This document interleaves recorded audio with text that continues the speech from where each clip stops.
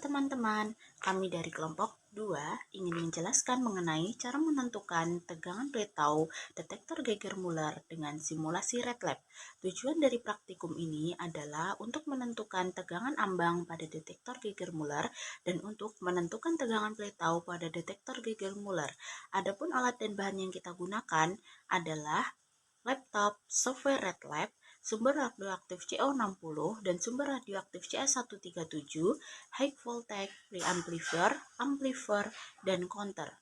Kemudian, dasar teori dari praktikum ini adalah detektor Geiger Muller merupakan alat untuk mendeteksi dan mengukur radiasi alfa, beta, dan gamma. Alat ini bekerja dengan prinsip ionisasi gas di dalam tabung logam yang berisi gas seperti argon dan helium, dengan kawat anoda di tengah dan dinding katoda yang diberi tegangan tinggi. Ketika radiasi masuk, ia mengionisasi gas menghasilkan elektron bebas dan ion positif. Elektron tertarik ke anoda, ion ke katoda, dan aliran ini menciptakan pulsa listrik. Setiap pulsa dihitung satu cacahan count oleh pencacah. Buka Viral RedLab dengan cara klik kanan dan Run as Administrator. Masukkan user login dengan username dan demo dengan passwordnya dengan menu administrator dengan Create Experiment. Pilih gamma eksperimen dan pilih sumber radiasi yang digunakan yaitu CS137 dan CO60. Lalu pilih Next, pilih detektor yang digunakan yaitu detektor Geiger Muller. Pilih Next, pilih komponen yang digunakan yaitu amplifier, preamplifier, HV Soufflier, dan counter.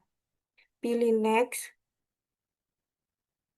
Isi eksperimen nama dengan eksperimen Geiger counter.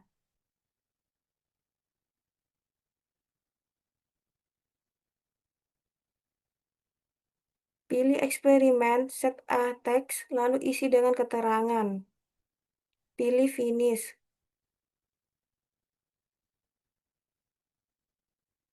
Pilih menu file, select eksperimen dengan pilih eksperimen Geiger counter, lalu klik ke lembar kerja.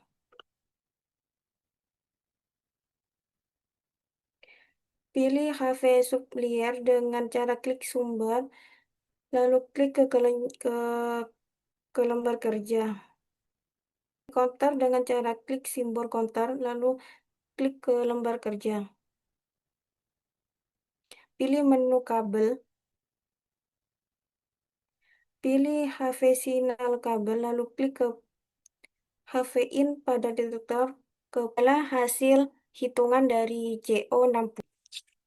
Pada percobaan di sumber radiasi CO60 di tegangan 0,05 sampai 0,75, kami mendapati bahwa hasilnya dari pengukuran 1 sampai pengukuran 5 adalah 0. Pada tegangan 1, di pengukuran pertama dalam sumber CO60, kita mendapati hasil yaitu 35458. Kemudian di pengukuran yang kedua, kita mendapatkan angka di angka 35557. Kemudian dalam pengukuran ketiga, kami mendapati hasilnya adalah 35240 di pengukuran keempat yaitu 35304, di pengukuran kelima 35528. Dan kami hitung keseluruhan dan kita menemukan rata-rata yaitu 35417,4 nya yaitu CS137. Di sini kami mendapati sama seperti sumber radiasi sebelumnya yaitu dari tegangan 0,05 sampai tegangan 0,7. Kita mendapati dari pengukuran 1 sampai 5 itu ada. Kemudian lanjut ke tegangan 1. Di pengukuran 1 kita mendapati angka 9610. Di pengukuran kedua kita mendapati 9873, di pengukuran ketiga kita mendapati 9522, lanjut ke pengukuran keempat 9845, dan pengukuran kelima adalah 9602. Kita mendapati rata-rata dari tegangan 1 yaitu 9690,4. Kemudian kita lanjutkan di tegangan 1,25. Kita lanjut ke bagian grafik ya.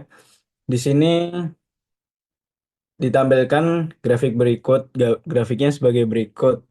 Nah, rata-ratanya ini adalah baru warna oranye dan kemudian yang di tegangan adalah yang warna biru. Seperti yang kita dapati pada data yang di atas tadi, eh, pada tegangan 0,5 sampai tegangan 0,75 ini didapati bahwa rata-ratanya itu 0. Dikarenakan tadi kita tidak menemukan hasil dari tegangan tersebut. Kemudian itu adalah rata-rata dari sumber radiasi CO60. Bisa kita lanjutkan pada grafik berikutnya, yaitu di grafik nilai rata-rata CS137. Di sini sama seperti tadi bahwa kita mendapati dari tegangan 0,05 sampai 0,75 itu kita mendapati angka 0. Kemudian kita ke tegangan 1 yang dimana kita mendapatkan hasil rata-ratanya adalah 9690. Yang berikutnya kita ada grafik nilai rata-rata gabungan dari CO60 dan CS137. Kita mendapati dari tegangan 0,05 sampai tegangan 0,75. Kita mendapati angka 0. Dari ketiga grafik yang ditampilkan menunjukkan bahwa rata-rata nilai cacahan CO60 lebih tinggi dibandingkan dengan CS137, menandakan intensitas radiasi CO60 lebih besar. Grafik menunjukkan tren yang sesuai teori, di mana detektor bekerja optimal pada daerah plateau dan tegangan harus dijaga agar tidak terlalu rendah atau terlalu tinggi. Dari ketiga grafik yang ditampilkan menunjukkan bahwa rata-rata nilai cacahan CO60 lebih tinggi dibandingkan dengan CS137, menandakan intensitas radiasi CO60 lebih besar. Grafik menunjukkan tren yang sesuai teori, di mana detektor bekerja optimal pada daerah plateau dan tegangan harus dijaga agar tidak terlalu rendah atau terlalu tinggi. Cukup sekian video dari kami, kurang lebihnya kami mohon maaf. Terima kasih.